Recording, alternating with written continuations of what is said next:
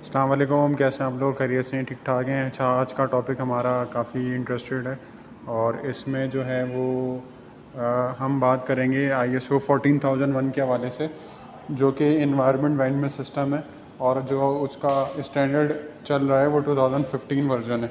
तो इसकी चेकलिस्ट के हवाले से हम डिस्कशन करेंगे। और जैसे इसमें जो है वो टोटल 10 क्लॉजेज़ हैं, लेकिन इसमें जो 1, 2 और 3 क्लॉज है उसमें कोई इतना ख़ास इम्पोर्टेंट नहीं है। उसमें स्कोप आ जाता है, नॉर्मेटिव रेफरेंसेस हैं और डेफिनेशन है। तो उसमें कुछ ख़ास चीज़ें ऑडिटर आपसे नहीं मांगेगा, लेकिन 4 से लेकर 10 तक जो है उसमें जो डिफरेंट सेक्शन है उसमें हम देखेंगे क्या क्या चीज़ें रिक्वायर्ड होंगी।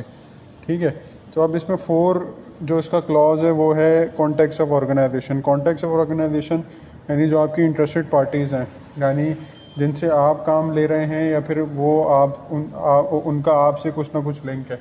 जैसे आपके सप्लायर्स हैं वो आपके इंटरेस्टेड पार्टीज़ हैं, जैसे आपके सर्टिफिकेशन बॉडीज़ हैं वो भी इंटरेस्टेड पार्टीज़ है।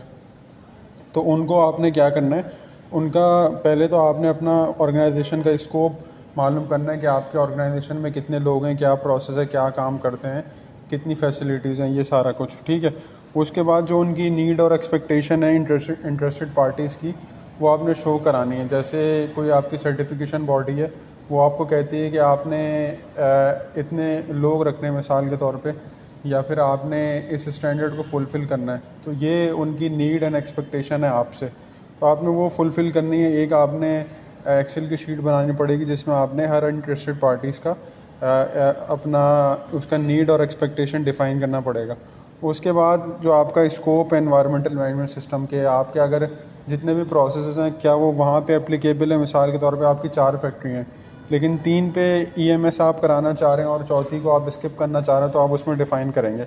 ठीक है, ये सारे स्कोप में आ जाएगा। और उस स्कोप में आपको इंटरेस्टेड पार्टीज़ के हवाले से भी बयान करना पड़ेगा कि वो क्या करती हैं, वो क्या क्या कहाँ कहाँ उनकी शाखें हैं, और उनके हवाले से भी कुछ बताना पड़ेगा और उनके इशूज़ भी आपने डिस्कस करने पड़ेंगे।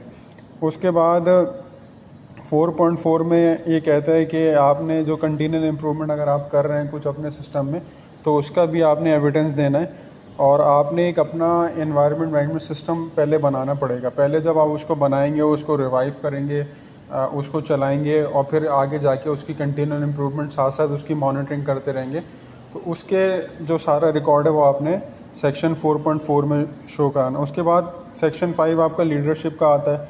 लीडरशिप ही अकाउंटेबल है और कमिटेड है। जैसे अगर आपके कोई डॉक्यूमेंट है उस पर लीडरशिप का साइन हो, उनकी अप्रूवल हो, और वो प्रमोट कर रहे हो कंटिन्यूअल इम्प्रूवमेंट को, उसका कहीं ना कहीं एविडेंस हो, वो कम्युनिकेट कर रहे हो, वो ट्रेनिंग में पार्टिसिपेट कर रहे हो, वो आपको ये अवेयरनेस दे रहे हैं, तो वो वहाँ पे शामिल हों।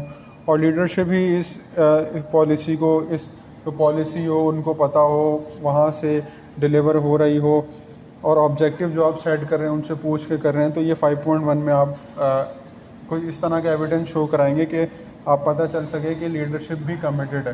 ठीक है, उसके बाद आपकी इन्वायरमेंटल पॉलिसी में जो है अप्रोप्रिएट होनी चाहिए। ऐसा नहीं हो कि आपने उसको अपडेट नहीं किया हुआ, तो अपडेट रखना पड़ेगी आपको।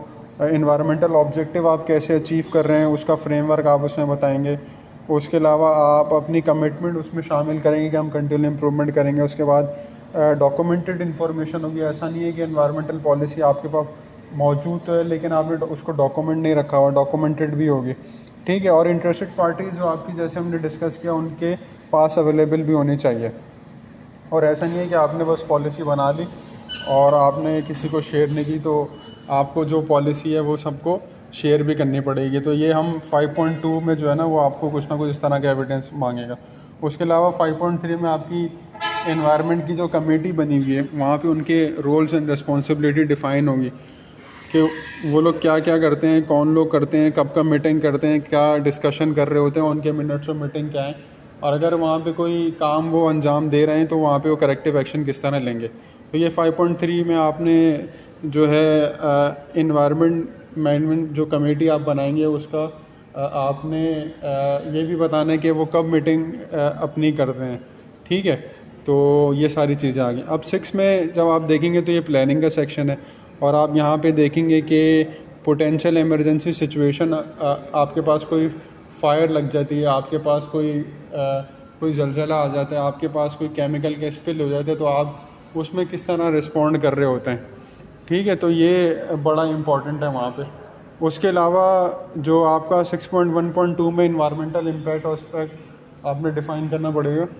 आपने इन्वायरमेंटल इम्पैक्ट और एस्पेक्ट डिस्कस करने, मिसाल के तौर पे इम्पैक्ट एस्पेक्ट क्या है कि कोई जो एक्टिविटी हो रही है उसका एस्पेक्ट क्या होता है, कि अगर कोई पॉल्यूशन हो रही है तो आपके पास मशीन वहाँ पे यूज़ हो रही हैं और वहाँ पे स्टैक से एमिशन हो रही है, तो वो एक जो है उसका एस्पेक्ट है उस वजह से। और उसका इम्पैक्ट क्या हो रहा है, एयर की पॉल्यूशन हो रही है। उसके अलावा आप केमिकल इस्तेमाल कर रहे हैं, वहाँ पे सॉइल की कंटेमिनेशन हो रही है और उसकी वजह से क्या होगा, उसका इम्पैक्ट सॉइल की पॉल्यूशन होगी। ठीक है, तो ये आपका इम्पैक्ट एस्पेक्ट आपने हर डिपार्टमेंट का वहाँ पे इवैल्यूएट करना है। उसके बाद आपने कंप्लाइंस ऑब्लिगेशन बताने के कौन से कंप्लाइंस के लॉज आप फॉलो कर रहे हैं और कितने अरसे के बाद आप अपनी टेस्टिंग कराते हैं या फिर कोई कोई एक्टिविटी है वो करा रहे हैं, तो वहाँ पे 6.1.3 में डिस्कस करना है। उसके बाद 6.1.4 में आपने आइडेंटिफाई करना है कि आपके सिग्निफिकेंट इन्वायरमेंटल एस्पेक्ट क्या हैं, कि आपके कौन से डिपार्टमेंट में सॉइल कंटेमिनेशन मिसाल के तौर पे ज़्यादा है, वहाँ एयर पोल्यूशन ज़्यादा है, वहाँ वाटर पोल्यूशन ज़्यादा है, तो आपने आइडेंटिफाई करना है। ठीक है, उसके बाद आपने जो 6.2 में आ जाता है कि आप किस तरह अपने इन्वायरमेंटल ऑब्जेक्टिव को डिज़ाइन कर रहे हो। ऑब्जेक्टिव डिज़ाइन करने के साथ साथ आपने स्मार्ट जो एक स्ट्रेटजी है वो अपनाना है कि स्पेसिफिक हो, वो मेजरेबल हो, वो अटेनेबल हो, वो रियलिस्टिक हो और वो टाइम बाउंड हो। ठीक है, तो आपने कैसे लोगों को कम्युनिकेट करेंगे और कैसे उसकी इन्फॉर्मेशन होनी चाहिए, डॉक्यूमेंट इन्फॉर्मेशन होनी चाहिए। ऐसा नहीं है कि ऑब्जेक्टिव बने हुए और उसका कोई डॉक्यूमेंट नहीं बना हुआ। उसके अलावा 6.2.2 में आपने planning actions to achieve environmental objective में आपने कौन करेगा, किस तरह से करेगा, क्या क्या रिसोर्सेज आपको चाहिए, वो कब होगा, रिज़ल्ट्स उसको किस तरह इवेलुएट करेंगे, कौन कौन से आप एक्शन लेंगे ऑर्गेनाइजेशन के अंदर। तो ये चीज़ें बड़ी इंपॉर्टेंट है। तो हम पिछली वीडियो में हमने क्लॉज नंबर 4, 5 और 6 डिस्कस किया था। आज हम 7, 8, 9 और 10 करेंगे। तो 7 में सपोर्ट है। सपोर्ट में आपको रिसोर्सेज आपने अवेलेबल करनी है ईएमएस के लिए, और वो कौन करेगा, वो आपकी लीडरशिप आपको करके देगी। ठीक है, और वो उसको कैसे कौन चलाएगा, उसको ईएमएस कमेटी होगी वो चला रही होगी, या फिर आपकी टीम बनी हुई होगी, आपने कोई मेंटेनेंस करानी है, कोई कोई प्रोसीजर इम्प्लीमेंट कराना है, उसके लिए जो सोर्सेज रिक्वायर्ड है, रिसोर्सेज, वो आपने उसको इंश्योर कराना है। उसके बाद 7.2 में कॉम्पिटेंस इंपॉर्टेंट है, लोगों को ट्रेनिंग देनी है, लीड ऑडिटर के कोर्स कराने हैं इफ़ पॉसिबल, और उन लोगों को अवेयरनेस करानी है। वो इन हाउस होगी या फिर आउटसोर्स होगी, वो डिपेंड करेगा। ठीक है, उसके अलावा आपने 7.3 में लोगों को अवेयरनेस देनी है पॉलिसी के हवाले से, इन्वायरमेंटल इम्पैक्ट एस्पेक्ट के हवाले से, बेनिफिट क्या है आपके ऑब्जेक्टिव का, आप किस तरह अचीव करेंगे। इन्वायरमेंट की ट्रेनिंग आपने देनी है, केमिकल की देनी है, और भी मुख्तलिफ ट्रेनिंग होती हैं, वो आपने 7.3 में उसको एविडेंस शो कराना है। 7.4 में आपने कम्युनिकेट करना है, डिफ़ाइन करेंगे अपने मैनुअल में कि क्या कम्युनिकेट होगा, कैसे होगा, कब होगा और कौन करेगा, किस तरह से करेगा। ठीक है, और इसका आपने अपने पास डॉक्यूमेंट इन्फॉर्मेशन भी रखना है। अब ऐसा नहीं है कि आपने उनको बता दिया कि सर हमने कम्युनिकेट किया है, लेकिन आपने ये नहीं बताया कि हमने किस तरह कम्युनिकेट किया था और कब कब किया था। तो उसका आपने ट्रेनिंग प्लान शेयर करना पड़ेगा, ट्रेनिंग एविडेंस शेयर करनी पड़ेंगी, और ट्रेनिंग के बाद उनका एवेल्युएशन भी करना पड़ेगा कि लोगों को समझ में आया या फिर नहीं। उसके अलावा इंटरनल कम्युनिकेशन अपनी ऑर्गेनाइजेशन में आपने बताना है, जो कि ईएमएस से लोग रिलेटेड हैं और वो किस तरह से कंट्रीब्यूट कर सकते हैं कंटिन्यूअल इम्प्रूवमेंट में। और एक्सटर्नल भी आपने बताना है, जो कि आपके इंटरेस्टेड पार्टीज़ हो सकते हैं, या फिर आपकी कोई सर्टिफिकेशन बॉडी होगी, या फिर वो लोग होंगे जो कि आप पे लॉ एप्लीकेबल कर रहे होंगे। ठीक है, उसके बाद 7.5 में आपके डॉक्यूमेंट इन्फॉर्मेशन, आपने सब चीज़ें क्या क्या डॉक्यूमेंट तय करके रखना है। आपने ये इसमें बताना होगा कि सर देखिए हमने ये सारे डॉक्यूमेंट जमा किए हुए हैं और इसको हम अप टू डेट रखते हैं और मेंटेन रखते हैं इसको। उसके बाद आपने मेंटेन और क्रिएट तो लोग कर लेते हैं, लेकिन उसको मेंटेन नहीं कर पाते और उसको अपडेट नहीं करते। और आइडेंटिफिकेशन, डिस्क्रिप्शन क्या है डॉक्यूमेंट की, वो सारा कुछ आपके पास होना चाहिए। एक फॉर्मेट होना चाहिए, ऐसा ना हो कि आप different format, different procedure SOPs के लिए इस्तेमाल कर रहे हैं। और उसको रिव्यू भी आप साथ साथ करते चले जाएं अपने सिस्टम को। उसके बाद कंट्रोल डॉक्यूमेंट बड़ा इंपॉर्टेंट है।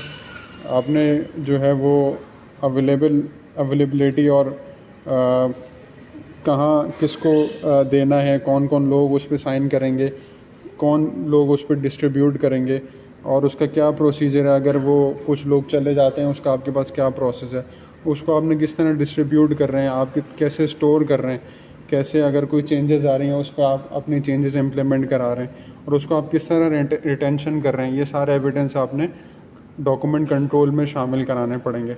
उसके बाद क्लॉज नंबर 8 आपका ऑपरेशन आ जाता है। ऑपरेशन में आपके जो हैं वो आपका लाइफ साइकिल असेसमेंट है, यानी एक चीज़ आपकी आई है, डिज़ाइन हुई है, ट्रांसपोर्ट हुई है और प्रोसेस उस पर हुआ है और डिस्पोज ऑफ आपने कैसे कराना है। उसके बाद आपने मेंटेनेंस करा रहे हैं चीज़ों का, उसके सारे रिकॉर्ड रखने हैं। उसके अलावा एंड यानी एक चीज़ आपकी ट्रांसपोर्ट आप कर रहे हैं, उसको डिलीवर कर रहे हैं, उसका एंड यूज लाइफ ट्रीटमेंट, इन सब पे क्या आप पे क्या इम्पैक्ट आ रहा है, आपकी यूज़र पे क्या इम्पैक्ट आ रहा है, ये आपने एनालिसिस करना है। ठीक है। उसके बाद इमरजेंसी प्रिपेयर्डनेस प्लान, कि आपकी कोई इमरजेंसी हो जाती है तो कौन लोग उसको रेस्पॉन्स करेंगे, कौन लोग उसको ट्रेनिंग देंगे, उसको कब कब आप इमरजेंसी के ड्रिल करा रहे हैं और कितनी इफ़ेक्टिव है और क्या है उसकी फ्रिक्वेंसी, आपके पास कोई इसका स्केजुअल बना हुआ है और आपने लोगों को ट्रेनिंग दी हुई है और डे नाइट आप ट्रेनिंग देते हैं, किस तरह से आपका प्रोसीजर है वो आप 8.2 में डिफ़ाइन करेंगे। 9 आपका परफॉर्मेंस एवेल्यूएशन है, जिसमें आप अपना मॉनिटर कर रहे होते हैं, मेजरमेंट करेंगे, एनालिसिस करेंगे, अपना एवेल्यूएट करेंगे कंप्लाइंस को। किस तरीके से करेंगे वो आप अपना इंटरनल ऑडिट कर रहे होंगे और मैनेजमेंट रिव्यू मीटिंग कर रहे होंगे। उसकी इंटरनल ऑडिट का एक प्रोग्राम होगा, कुछ डिपार्टमेंट्स को आप कर रहे होंगे, कुछ लोगों को आप जो है वो ऑन बोर्ड ला रहे होंगे और अपनी चीज़ों के एवेल्यूएट कर रहे होंगे।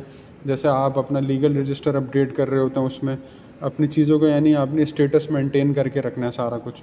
और ऑडिट के बाद आप अपना क्या आपका प्रोसीजर है, उसमें आप करेक्टिव एक्शन दे रहे हैं, उनको ऑडिट रिपोर्ट दे रहे हैं या फिर वो लोग आपको रेस्पॉन्ड कर रहे हैं, कितना टाइम लग रहा है, ये सारी चीज़ें। मैनेजमेंट रिव्यू मीटिंग में आपने क्या क्या करना है कि आपने इंटरनल एक्सटर्नल इश्यूज़ जो इंटरेस्टेड पार्टीज़ के हैं वो तो चेंज नहीं हो गए और आपके जो एनवायरमेंटल ऑब्जेक्टिव है वो कहाँ तक पहुँचे हैं, आपके जो लास्ट ऑडिट हुए थे उसका क्या अभी तक स्टेटस है, उनके करेक्टिव एक्शन लिए नहीं लिए, वो इफ़ेक्टिव थे नहीं थे और आपने जो है कंप्लाइंस ऑब्लिगेशन को अपना फुलफ़िल किया नहीं किया, ऑडिट के रिज़ल्ट क्या थे, रिसोर्सेज को आपने प्रॉपर्ली यूटिलाइज़ किया है या फिर नहीं किया, कंक्लूजन करेंगे। ये सारी चीज़ें आपने मैनेजमेंट रिव्यू मीटिंग में करनी है।